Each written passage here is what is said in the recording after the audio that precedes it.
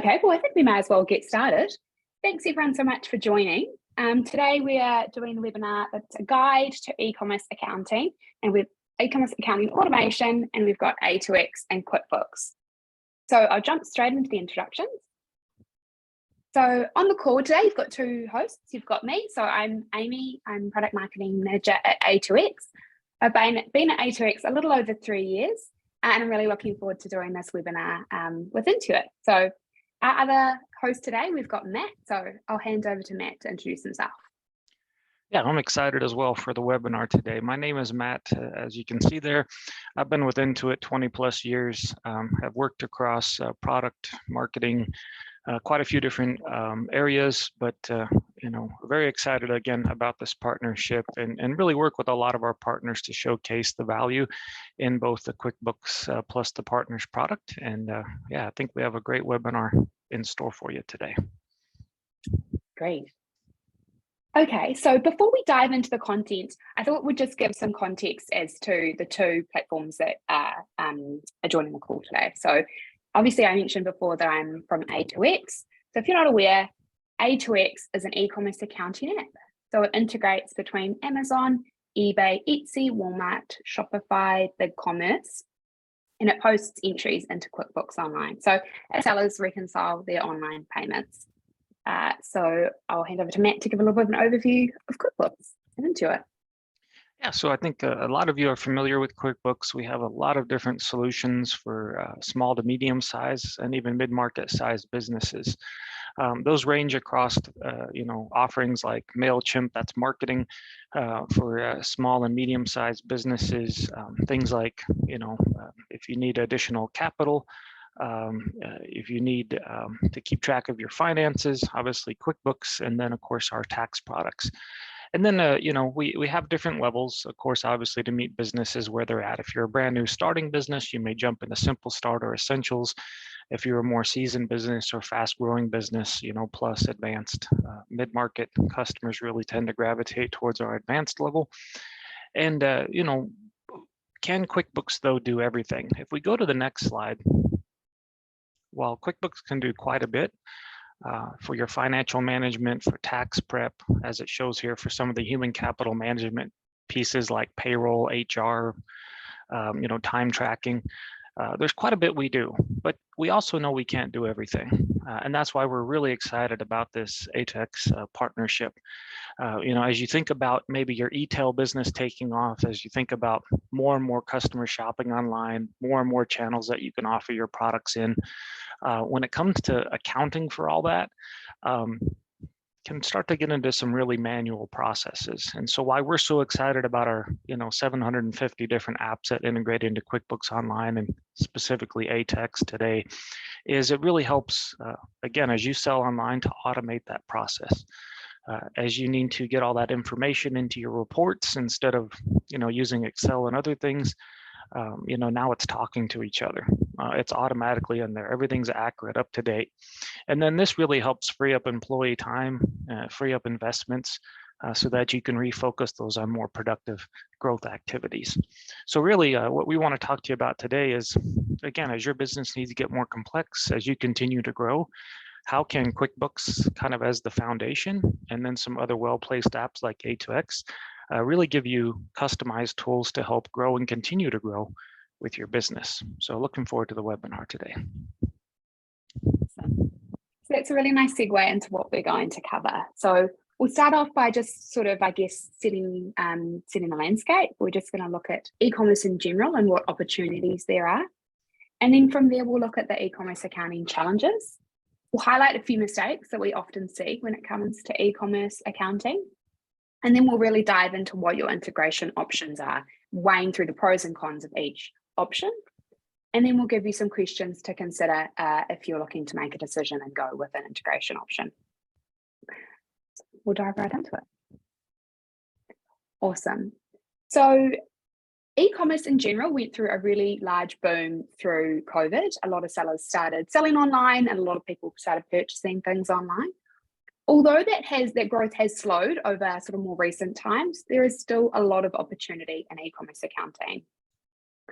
In e-commerce in general.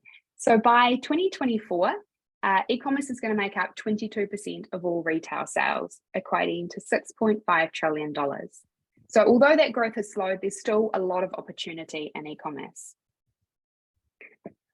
The problem is e-commerce is not easy. And unfortunately, a lot of businesses that go into e-commerce don't have the success that they set out for. So unfortunately, 32% of e-commerce businesses fail because they run out of cash. Another 29% fail because of cost and price imbalances, and more fail because they try to scale too quickly. So we highlight these issues because they really draw to attention the importance of knowing your numbers. The saddest thing with a lot of these businesses that fail, they don't even see it coming because they're not aware of their numbers. They're either not doing accounting or they're not accounting accurately. So why? So I'm sure no one sets out to just ignore accounting, but the problem is with e-commerce accounting, so accounting for these specific e-commerce channels is really complicated. And the more you grow, the more complicated it gets. The three main complications that we point out is your payout source. So if you're selling on Amazon, you might, I guess yourself, you might be selling on different platforms. So you could be getting paid from Amazon, and you could be getting paid from Shopify and eBay potentially. So that's multiple different sources. The other thing is that the payment frequency isn't always as you'd expect it to be. So Amazon, for example, pays sellers every 2 weeks. So that can often cross over a month end, making it really difficult to tidy up your monthly bookkeeping and to compare kind of month-to-month sales. So Shopify, for example, pays sellers more frequently, but you've also got payment gateways to consider. So you might be getting paid from Shopify payments, but you might also have PayPal or Afterpay or Klarna or one of the many other payment gateways on your Shopify store. And so you need to be accounting for that as well. There's a bunch of different transaction types. So I think at last count, Amazon had over 400 different transaction types, and that grows. Sometimes it feels like by the week. New transaction types get added, particularly with Amazon, and you need to be aware of what these different transactions are, and they'll just sort of show up in your settlement file. And so you need to be identifying what they are and accounting for them correctly, which can be a pretty time-consuming and, I guess, difficult job. And then finally, tax can be really complicated. So the great thing with e-commerce is that it opens you up to a massive audience, but that might mean you're selling overseas or in different states than what you would sort of more normally sell to. So that comes with complications. It also comes with multi-currency complications as well. The other thing is that Amazon might be collecting your tax if you are part of the marketplace facilitator scheme. So that's when Amazon collects your tax and then remits it on your behalf. The thing is, you are still responsible for ensuring that this is correct and accounting for it correctly. So if you're not accounting correctly, you're really going to have limited insight, and this can cause mistakes within your business. Okay, so common mistakes that we see, because obviously it's so complicated, as we've just seen, people sort of do a few things. So they might record the whole net deposit as income. They might not account for tax, or they might not even realize that the money that they've received included tax that needs to be separated out. And they also might be incorrectly handling COGS. And that's a really big one, because COGS is often the biggest cost for e-commerce sellers, especially when you're getting started. So it's really important that you're accounting for this in a way that's going to help your business. So going into these mistakes a little bit deeper, I've got 2 examples here, and the first one's Shopify. So what we see here is on the left-hand side, you can see that there's a Shopify deposit in the seller's bank account. Now, if this seller was to do mistake number 1, which is what I mentioned earlier, and just code that whole deposit, so that whole $15,072, just post that to a sales account within their QuickBooks, then they would be getting inaccurate numbers. So they'd actually be massively understating their income. It would be saying that they only got $15,000 in sales. But if we have a look on the table on the right-hand side there, this is essentially what your entry should look like. So this is with good data. So this seller can see that they actually did $24,678 in sales, but there's all sorts of different transactions that they need to be accounting for as well. So you can see here, there's shipping income, there's GST collected, which is equivalent of sales tax. There's gift card liabilities, there's pending payments, and there's disputes. So even on Shopify, which I guess when you're looking at the transaction types appears to be a little bit more straightforward compared to Amazon, there's still a lot of things that you need to be accounting for, and you really need to be tying the right orders back to this payment. A similar example on Amazon. So you can see here, again, the money that hits the bank account on the left-hand side there is not the value that they did in sales. So if the seller was to do this, again, they would be understating their income. They would be not accounting for all of these other income areas, such as shipping income. They've got some tax collected there that really needs to be set aside. There's reimbursements, FBA fees. You know, these are the transactions that I was mentioning earlier, when there's up to 400 different transaction types within the Amazon payout. So it's really important that you're splitting this data out and accounting for it properly.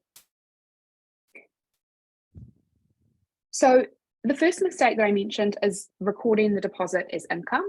So that would be putting that whole value to a sales account. And the number one thing, if you take anything away from this webinar, it's that money is not your sales value. That deposit will likely include a bunch of different transaction types that you really need to be accounting for, so you don't get yourself into trouble down the line. So why it matters. So if you are putting that amount into sales, you could be massively overstating or understating your income, which can result in a whole bunch of issues.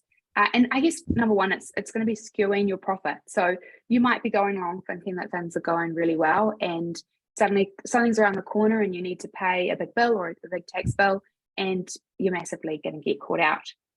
You're not accounting for fees. So this is really limiting the visibility that you have into your account, particularly on Amazon. There are a lot of fees that you can be accounting for.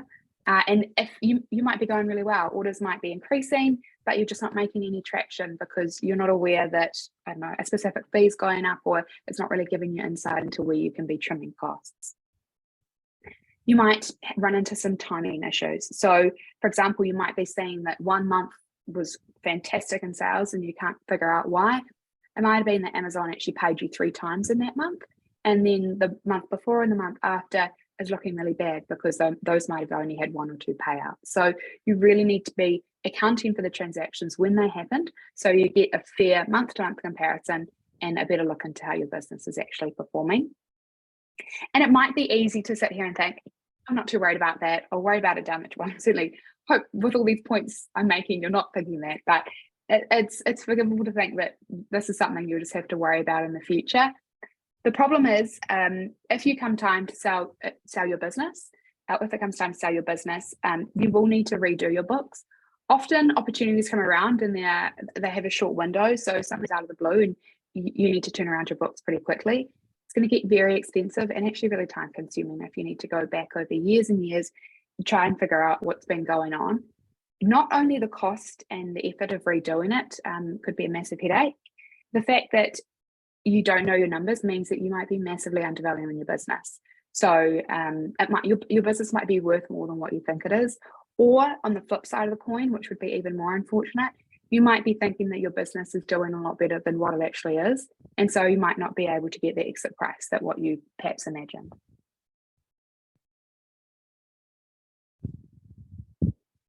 Awesome. And the next one to keep in mind is sales tax. So a lot of sellers, again, if they're just putting that deposit to their bank account, they might not be aware that some sales tax has been collected.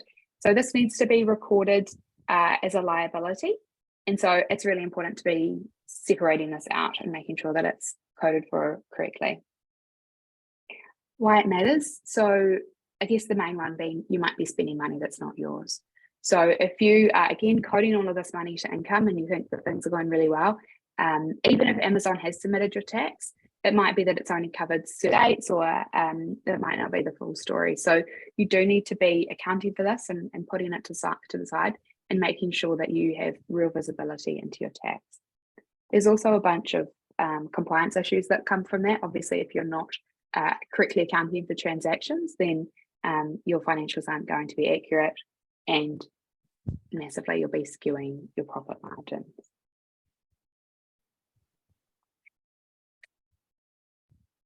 Awesome. So I'll just see whether there's anything that you wanted to add, Matt. Yeah, it's, like I said, in talking with customers, and I think as you've demonstrated very nicely up to this point, this is why a lot of customers maybe shy away from again, expanding their e-tail, expanding into multiple channels. When they're doing all this manually or not quite sure what all this means, and it's hard to decipher it, and knowing what accounting places to put this on your chart of accounts, how to make journal entries, how to keep all this balanced out and accurate. It really can become overwhelming. It can feel like, is this effort really worth the return? And that's why, like I said, again, super excited about this partnership and this demo, because there is an easier way, and there's an accurate way. There's a way to do this where you can really keep on top of each one of your different channels, keep on top of all of these different fees, and again, not having a fleet of people that need to do it, but getting it right, through automation and technology. And that's what I'm super excited about. It really, when we talk to customers about this, they sigh a breath of relief, because now they know there's a better way and an easier way, because this has been hard for customers to get their arms around and do accurately and correctly. So, again, super exciting. It illustrates, what could be a very complicated manual process. It doesn't have to be. Definitely. And I think it's, I'll just jump to the next point, and then we can perhaps do a summary of the other three. But the other point I was going to make was, it kind of ties back to the points that we saw at the beginning, where it is really hard, and sellers don't generally go into business to focus on their accounting. So we want to be avoiding these mistakes, so that we're not one of the businesses that we mentioned at the beginning of the presentation that are running out of money or failing essentially. Brilliant. So changing gears a little bit, the last issue that we often see, or the last mistake, is relating to COGS. So as I mentioned earlier in the presentation, correctly accounting for your inventory is really important for e-commerce sellers, and it is really complicated. So we just have one example here. So essentially the premise of this point is that you need to be accounting for your COGS as they are sold, not just when they're purchased. So if we have a look at one example, I'll just go back. So if we have a look at this example, we can see here that in January, this seller purchased $80,000 worth of inventory, and they didn't make any sales. So they're stating that their margin was negative $80,000, which is a pretty bleak outlook, really. In February, they had $60,000 worth of sales, but they still had leftover inventory from month one. So they're saying that their whole margin was $60,000. And then a similar story to in March, they did $40,000 in sales, and so they're saying that their margin's $40,000. Unfortunately, this really isn't giving you a clear margin, because it's only accounting for your COGS once, and then every other month following that, it's all just looking at the sales. So to correctly account for this situation, what the seller would be best to do is, regardless of the inventory being purchased in $80,000, that shouldn't impact the margin too much. What instead we can see is that they had that $80,000 as an inventory asset. So in January, they did no sales, so their margin is actually zero. Whereas in February, they did $60,000 worth of sales, and that was equating to $35,000 worth of stock that was sold. So their margin was $25,000, and they've still got $45,000 in their bank account in their inventory asset account. And then finally, in March, similar story to February, they did $40,000 worth of sales, and $25,000 worth of goods were sold, so their margin was $15,000. So you can see here, this example is giving you a far better picture of both your costs and your sales that are coming in, so it gives you a far clearer margin. This is going to be far more easy to do a month-by-month comparison, to do forecasting, and to be honest, for anyone else looking at the business, to try and understand what's going on. So why this matters? Well, I guess number one is the margins that that I've mentioned. So you really need to understand how your business is going month to month. If you don't, you could be doing a whole range of different things. So you might be setting the wrong prices. In the first example, the seller looked like they were doing really well in months 2 and 3. So they might not have been making any adjustments to their pricing or advertising or anything like that, which is really, I guess, misled with misinformation. You might not know how well individual SKUs are going. So you might not, you might have SKUs that are actually costing you more than what they're worth, or some are performing better than others. You might be ordering wrong inventory counts if you're not correctly tracking it. And also too, you might not really have a fair idea of cash flow to be purchasing these, the new amounts of inventory. And they might be spending too much money on ads. And essentially without knowing your profits, then you're going to be running blind and could be making many more mistakes. So it's not all doom and gloom. So I've highlighted, I guess, essentially why businesses fail.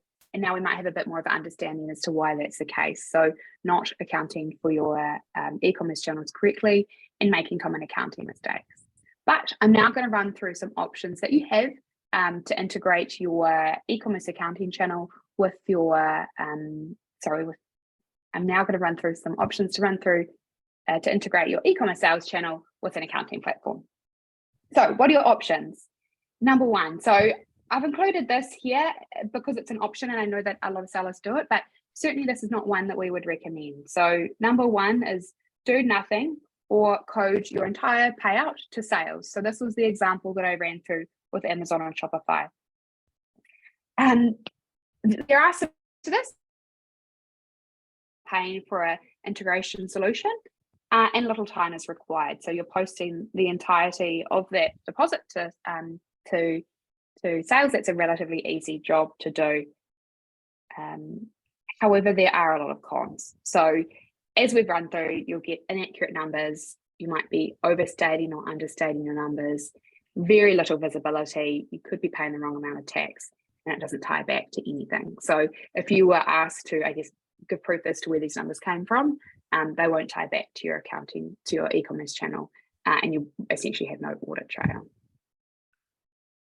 Yeah, and so, just to add a little bit to that, Amy, a lot of, like I said, a lot of customers who are newer to the e-commerce space, who don't understand all these different puts and takes on, fees, advertising, items that may have been lost. There's so many different categories and things to account for. So this can look like a very attractive option. But like you said, really good to highlight all the pitfalls and all the where it really cuts off the visibility, the financial planning, the understanding of exactly what's going on in the business. So yeah, definitely not recommended, but can see why a lot of customers, if they don't have a lot of expertise in this space, may choose that option. Absolutely. I mean, there's a lot to know when you're getting your e-commerce business started. You've got to get stock, you've got to get set up on channels. There's a lot to it. And so, like you say, you can understand why sellers do that, but there are some better options. Number two is to download the data and create manual entries in QuickBooks Online. So if you didn't want to pay for an integration option, then what you could do is you would need to go to your sales channel. So in this case, I've just got Amazon. You would need to download the settlement file. You'd need to organize that data within generally sort of Excel or Google Sheets, and you'd need to create the individual transaction categories and then create an entry and post that into your QuickBooks Online. Again, there's no cost to this if you're not accounting for your time. So if you're just getting started and you have a bit of time on your hands, and then this might be a viable option for you.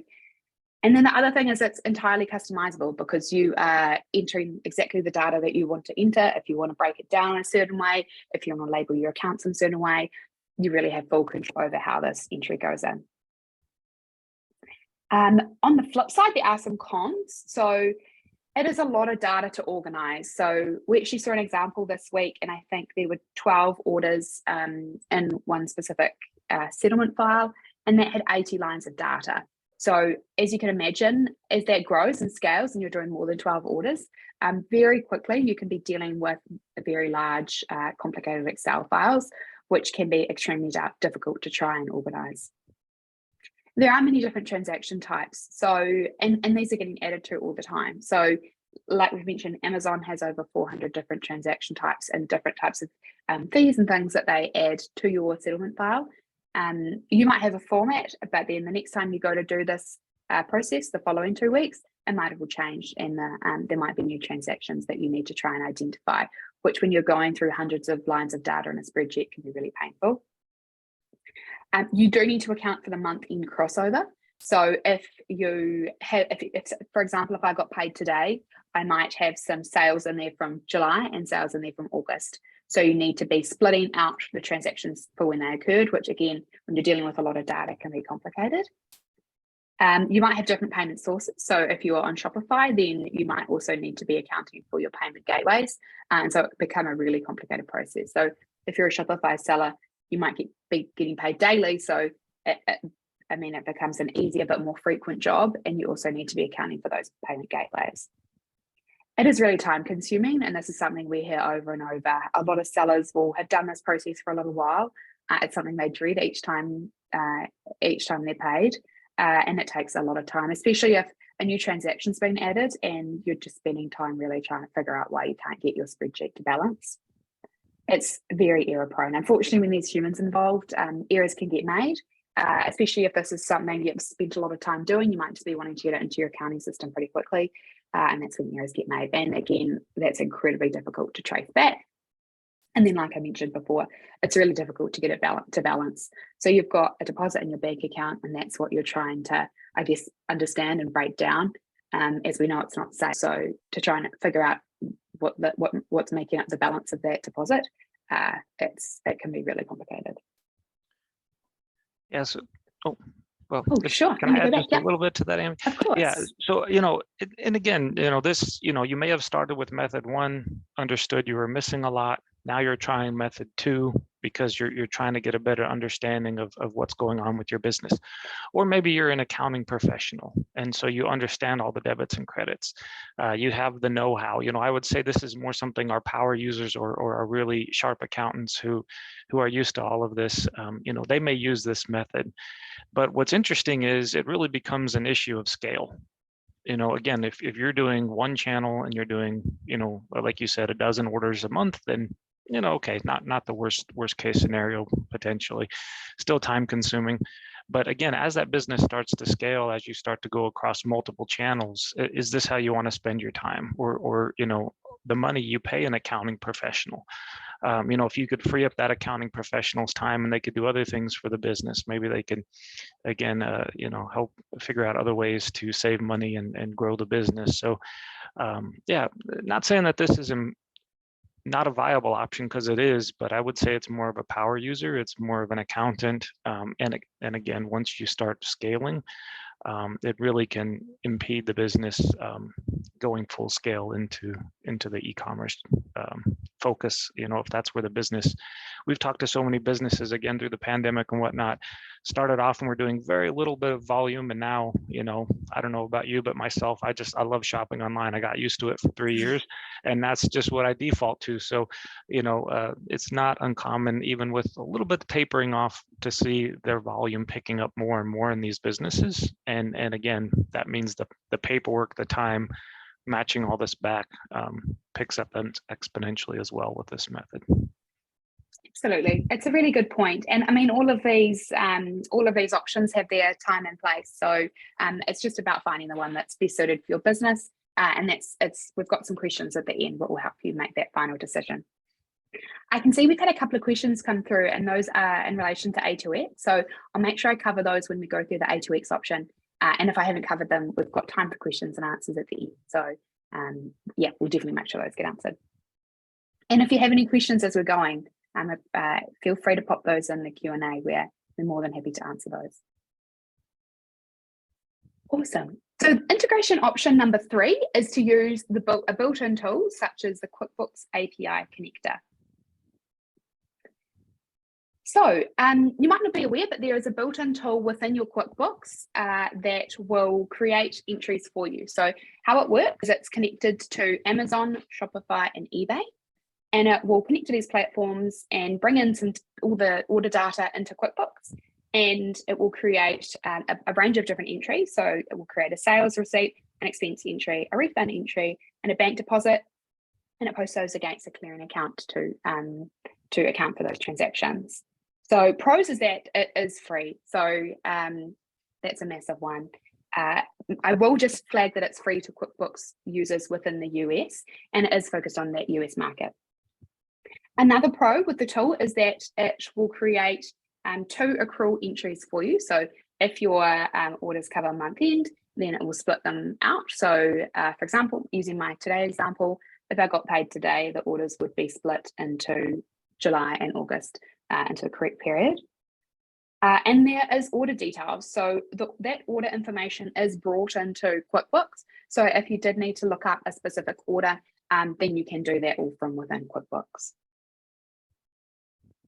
Okay, so on the flip side, some things to consider. So it may not cover all of the channels that you sell on. So as I mentioned, it's on Amazon, Shopify, and eBay. If there's other channels that you are selling on, then might need to consider that. It is US only, so because it's on a US currency and US tax.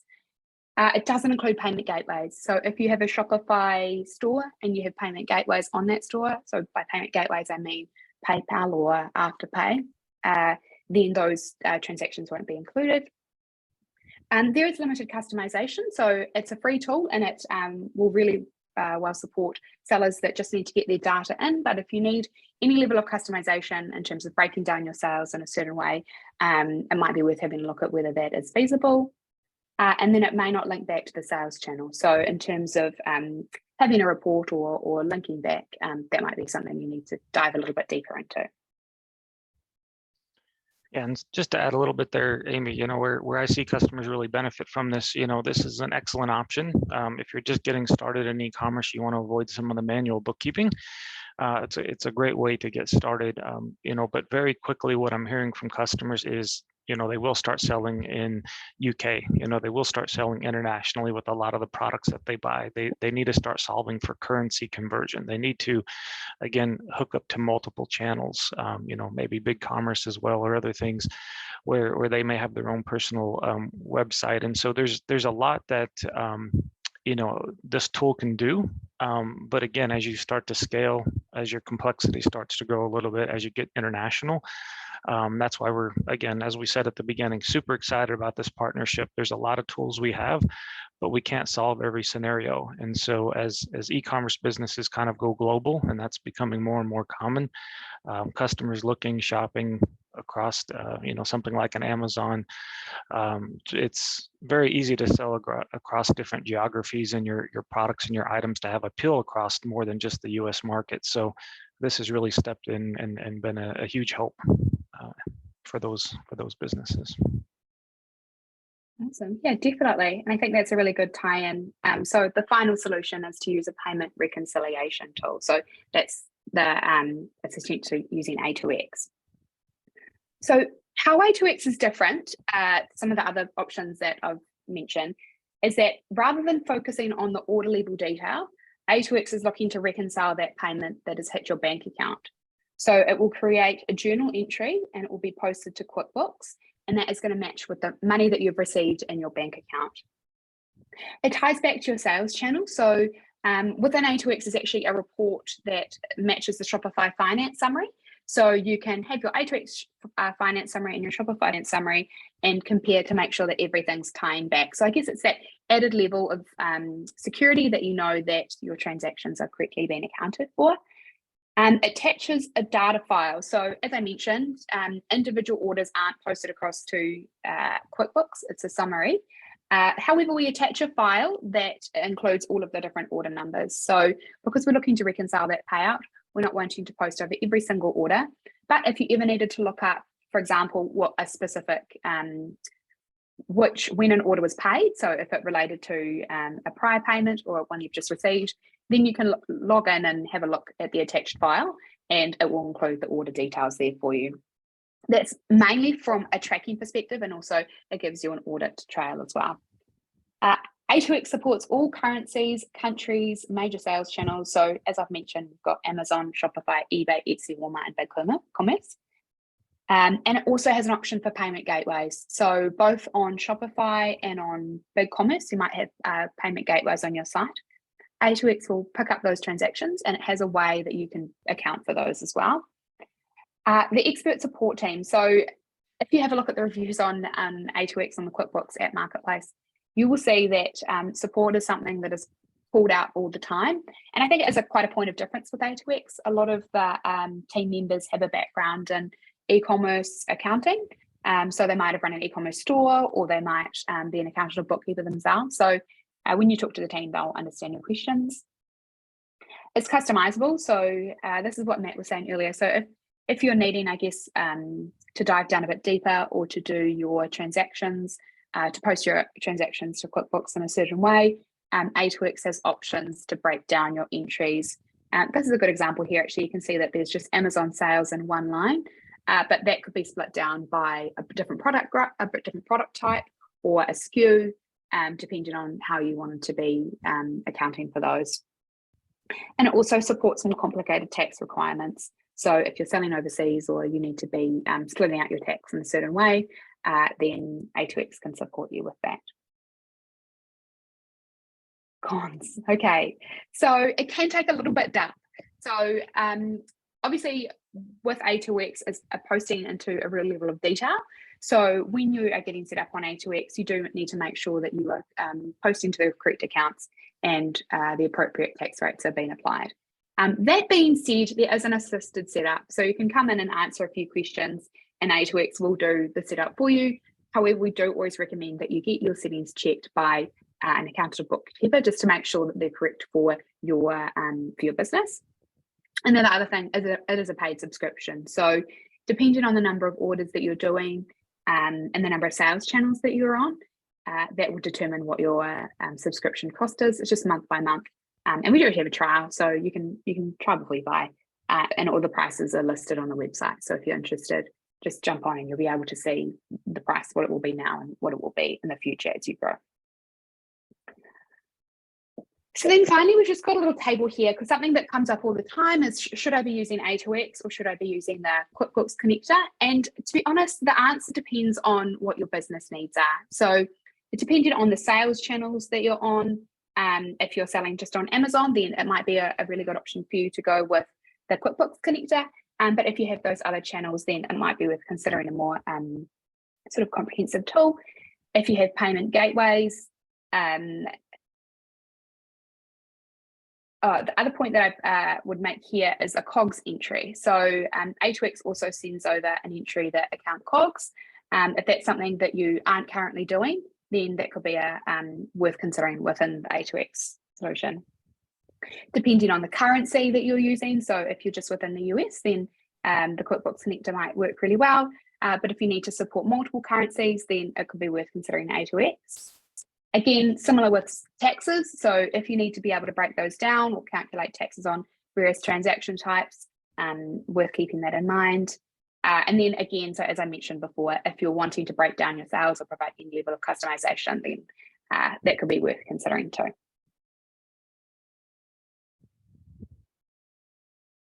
Awesome.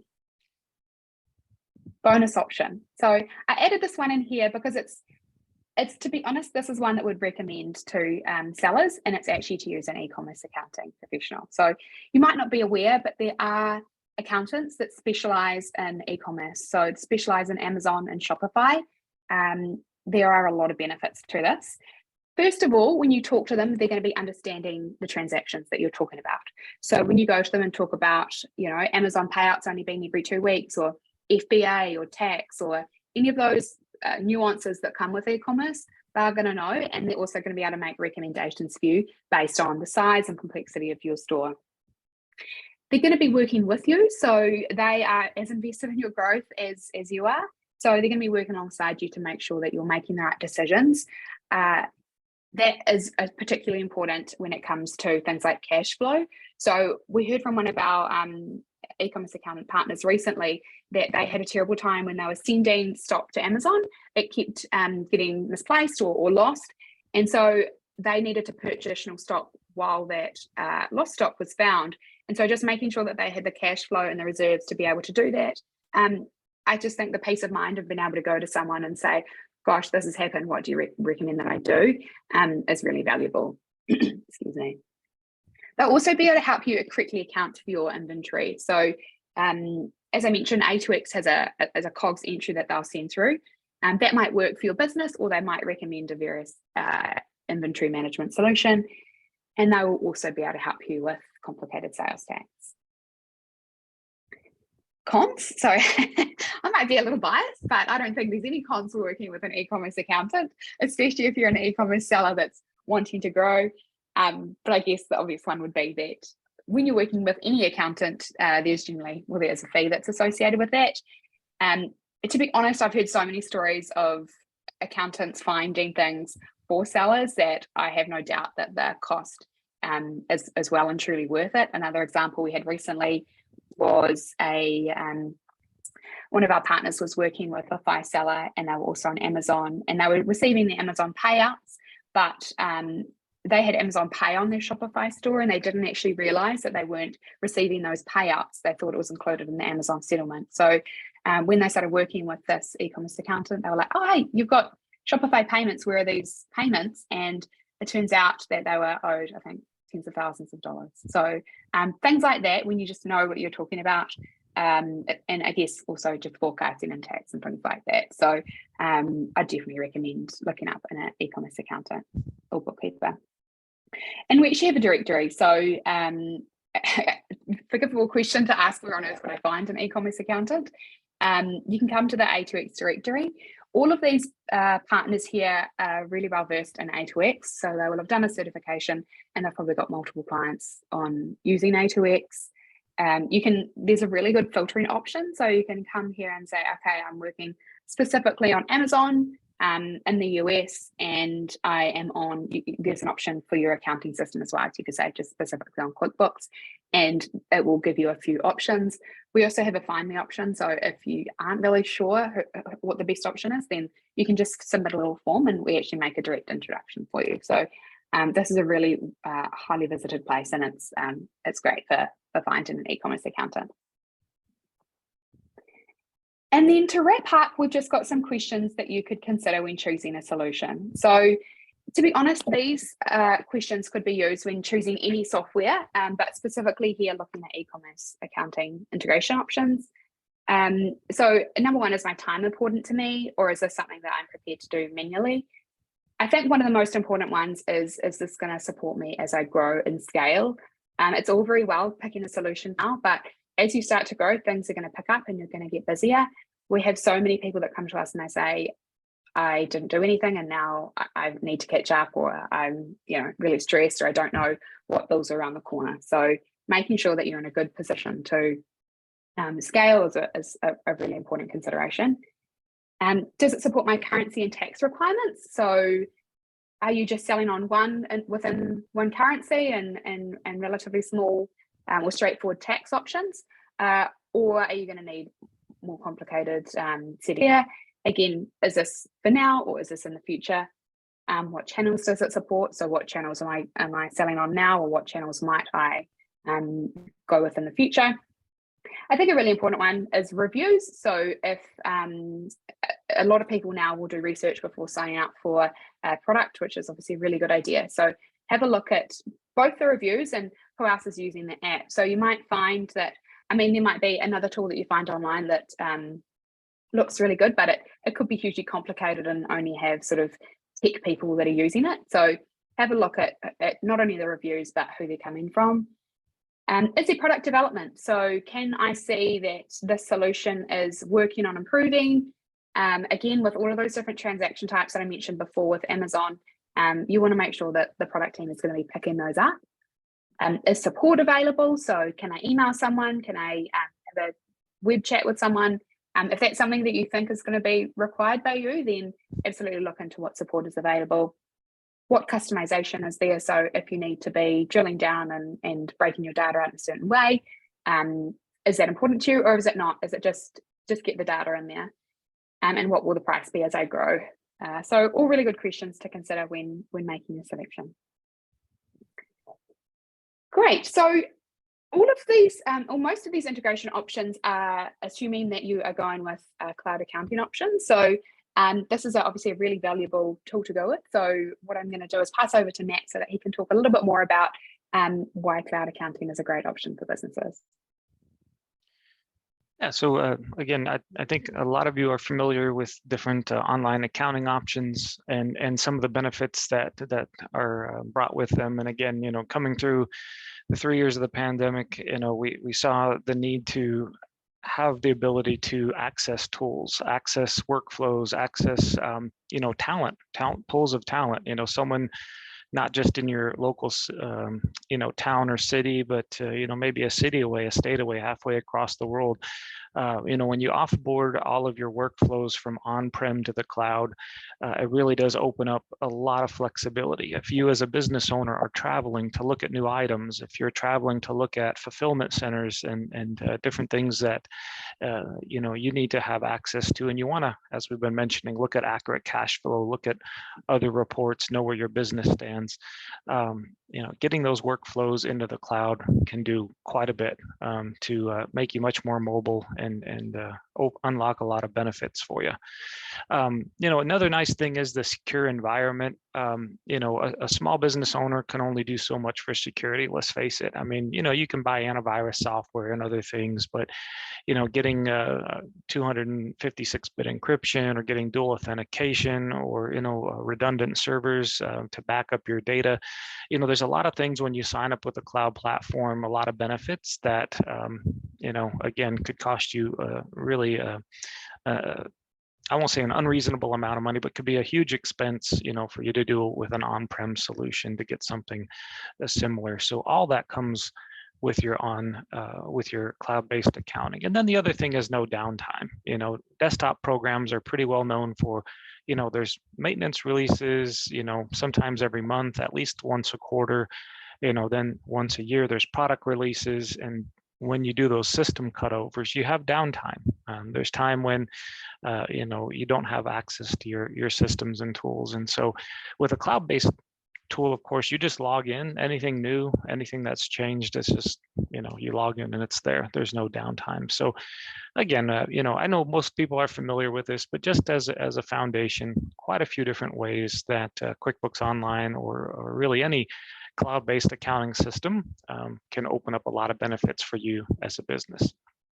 If we go to the next slide, we did a customer study on how QuickBooks Online specifically help customers who are migrating from desktop or an on-prem solution to the cloud. And of course, we work across the whole gamut of businesses, again, from very new startup businesses to, medium and even up to the mid-market size business. And so these statistics, they take into account all of that, the really big businesses, the just getting started and in the middle. But what we found was on average $920 a year. Who wouldn't want to save close to $1,000 a year on IT cost? Every little bit helps. And again, that's more on the SMB side. As you start scaling to the mid-market, that price is going to go up quite a bit. Again, we already mentioned that theme of working flexibly from anywhere, anytime. But another nice thing that was mentioned is, when you get everything online, when you're able to start, again, as we've been talking about in this presentation, automatically have data fed into QuickBooks Online, automatically have it accurate, broken out correctly, having your COGS correct, less manual work, less Excel work, and then on the accounting side of things, automate reporting, automate maybe approvals for expenses, bills, other things that you need to do. There's a lot of themes around automation and shared data. And then as this mentions, who doesn't want to save 30 hours a month on bookkeeping, on accounting, redirect that to more valuable activities for the business. We did mention a little bit about security. Again, some great tools you'll get along the lines of security and the benefits of having your maintenance kind of wrapped up and taken care of. So there's a few talking points down here, questions maybe to ask yourself as you're looking at a solution like this. What do you spend yearly on server IT costs? Would it benefit if you could have people have access to their data in the field? Also the ability to have limited access to their data. So, maybe the owner needs to say everything, but the person, who's taking the order or who's, doing something else, who's doing maybe back office bookkeeping work doesn't need to see certain aspects of the business. We can refine and help you only see what each user needs to see as they log into those online tools. And what's an hour of your time worth? We talked about that a little bit earlier in the presentation, but at some point you may be spending so many hours to stay on your on-prem solution, that really, your online solution would pay for itself. And that's really what we say there at the bottom. Last thing to really think about, how much does it cost you to stay on an on-prem solution when you add up, again, IT costs, when you add up not having that flexibility for work, providing your own security, downtime for maintenance, several other considerations. QuickBooks Online can really make a lot of sense. And so if it does, then more than happy to jump in, talk to you about that, and how, again, A2X and QuickBooks Online could be a great combo for you. So I'll hand it back to you, Amy. Yeah, definitely. There's a few that stand out there, especially for e-commerce sellers. I think being able to access anywhere, a lot of e-commerce sellers don't have an office, so they might be working from, lots of different locations and potentially around the world. So I think being able to access it anywhere, and also the security ones are a big one too. And also having access to multiple different apps, like you mentioned at the beginning, I think that's a real game changer for sellers moving to online. Awesome. So that's essentially the wrap up of the presentation. We've actually got a deal running at the moment. So if you visit a2xaccounting.com/QuickBooks, and we will send this out in the email, you can sign up for QuickBooks through the A2X site, and you'll actually get a discount if you go ahead with that now, and you can also get a discount for A2X as well. So we'll make sure that's included in the wrap up. Both A2X and QuickBooks have trials, so yeah, feel free to give them a go. And then finally, we've got the questions. So we have actually had a couple of questions come through. So I'll whip through those now. And if you've got any more, just pop them in and we can answer those. So the first one is, once A2X is connected to Amazon and Shopify through QuickBooks, how far can we get the data from those apps? So essentially, it's looking like how much history we can get. So with A2X, you can get, essentially we have unlimited history. So if you are sitting on Amazon, we can go back as far as you started, same with Shopify. The one thing to keep in mind is this is generally limited by plan. So I think our mini plan includes either 3 or 6 months worth of history. If you wanted more history than that, you could go up onto a larger plan, get that history, and then move back down if you need to. And so you can set that. There's also a question about the automation or manual. So with A2X, you can set it so that as soon as you get paid, A2X will create the entry, and then it'll get posted automatically through to QuickBooks. So once you're set up and running with A2X, you might not even need to log in. The data will just automatically flow through into QuickBooks. And so that can be done on a historical basis as well. So you can log into A2X, it'll fetch some of your history, you can fetch more, and then you can send that all over to QuickBooks once you're happy with how it's working. Okay, it says, how can we differentiate sales coming from different platforms to QBO using, I think it's A2X there. So with A2X, it'll be quite obvious which transactions for which, because when you create your A2X account, we can actually create all of the default chart of accounts that you need within QuickBooks. So how that works is you come in, say you connect to Amazon, and then you connect your QuickBooks Online, and then you'll do your mapping. And as part of that, A2X will create a default chart of accounts within your accounting software, so within QuickBooks. Then when you're running your profit and loss or any of your financial statements within QuickBooks, you'll be able to quite clearly see there'll be like an Amazon sales account or a Shopify sales account. So there is that level of detail. It's quite clear the entries that have come through from A2X.